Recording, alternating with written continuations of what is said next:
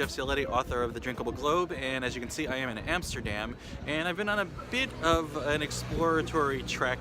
I've been trying to trace the path of gin, sort of in reverse. I started in London, went to Gin Fest, went to a few distilleries, and now I'm in the Netherlands because that is where genever, the spirit that ultimately became gin, is from, and there's a bit of a renaissance going on in genever, and I talked about this in an earlier episode, yada yada yada. Anyway, I've just spent some time in two of the best bars in the world. One of those is Rosalia's Menagerie, which I first came to last year. It's an amazing cocktail bar with a very strong focus on Dutch heritage. You don't get a lot of that from cocktail bars too much because they're more focused on, you know, like global traditions, but they really do focus on the Dutch traditions. They have a huge selection in genever, and they were so generous to host a book signing of my book, The Drinkable Globe, today, and I am thoroughly grateful for that. So Rosalia's is a Dutch-inspired bar, which might sound like, yeah, of course, it's Dutch-inspired, it's in Holland, but you'll be surprised at how little cocktail bars actually focus on Dutch heritage. We've got 42 different genevers, which is, you know, our local distillate, meaning we have the biggest collection of genever for any cocktail bar in Holland, for sure. No one has as much focus on local spirits as we do. And it's inspired by a very old Dutch tradition of a menagerie, so a collection of weird curiosities, antiques, which happen here, like on the canals of Amsterdam. The sailors would pay off their bar tabs with stuff that they found in their travels. We took that as inspiration, so you'll find it all over our bar. You'll find hidden little animals, little knickknacks, antiques, curiosities, which translates in our drinks as well. We try to use uncommon ingredients, stuff that people have forgotten about mainly. So not so much like, oh, put as much beetroot into my drink as possible, but more like, hey, what's stuff that people have forgotten about? And who the hell uses, for example, scalvis bagel anymore, which literally translates to fish brine, but it's actually very good Dutch brandy.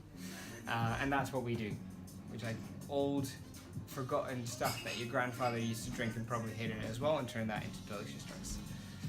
That's Rosalia's. Now the other bar, and I'm not going to pronounce this correctly, but I don't care, it's in de Olofspoort. It is a genever bar. It's been there for 35 years. It's in a building that's 400 years old. 400 years old this year, as a matter of fact, because it opened in 1618. The bar didn't open in 1618.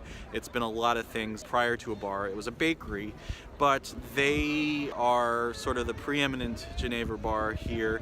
It's really a celebration of the Dutch spirit. That's their specialty. They get very special bottlings, a lot of barrel-aged stuff that you're not going to find anywhere else. I had a great time speaking with the owner and my friend Matt Garland, whom I knew from the old Brew York days. That was the beer group. He had moved to Pittsburgh, and I had moved down to the DC area. He just happened to be in Amsterdam on a business trip at the same time, so we met up and had some wonderful Dutch spirits. All right, here's another bar I'm going to butcher, but I don't care. It's De Drie Flesjes.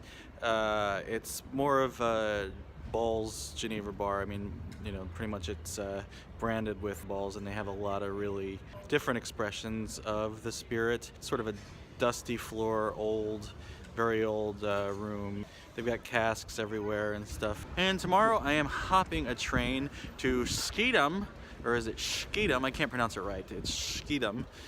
I'm heading to Schiedam, which is sort of, at one time was sort of the epicenter of genever production, and a lot of it's made there now. A lot of the major producers are based there, the small producers as well. There's also a genever museum, and I'm looking forward to hopping a train and going there tomorrow, and I will show you more from that. So if we go to the genevers, there's one point we always like to stand out in, and that's the amount of malt wine we put in the product, but also the quality and time and energy that we put in the product. So we make everything in-house. As there's, for example, right behind you, there's all the herbs and botanicals we use, the malt that we use, the flour that we use. As to what's in front of you, we will start with the young genever, which has 10% malt wine, and which is quite high, as the standard is 1.5% until 15. For the next one, we are at 20%, and we are at 60 and 100% malt wine. So this is basically pure malt wine with just a little touch of Esprit. The Esprit is made out of fresh botanicals, which we have here. So the distillery we are in, it goes back to 1658, where the company was founded, and it's called a distillery under the boompjes, which basically means beneath the trees. So the old building, which was situated in Leiden, it still exists, and it had in front 3 trees. So in front of the building there are 3 trees. We of course have there. Here you have them. Behind the trees is actually the building, which is still there, and the distillery started over there. And as you see it now, it's our business since 7 years. The distillery is with a new owner, and he decided to go back in time and regenerate the genevers as they should be. So that's basically the history of the onder de boompjes, as we say. And remember to keep the conversation going on Twitter at Jeff Cioletti and on Instagram at Drinkable Globe. And remember to buy my book, The Drinkable Globe, at IndieBound, Amazon, Barnes & Noble, and wherever fine books are sold. Support your local independent bookshop. And wherever the canal may take you, remember to grab the world by the glass. The Drinkable.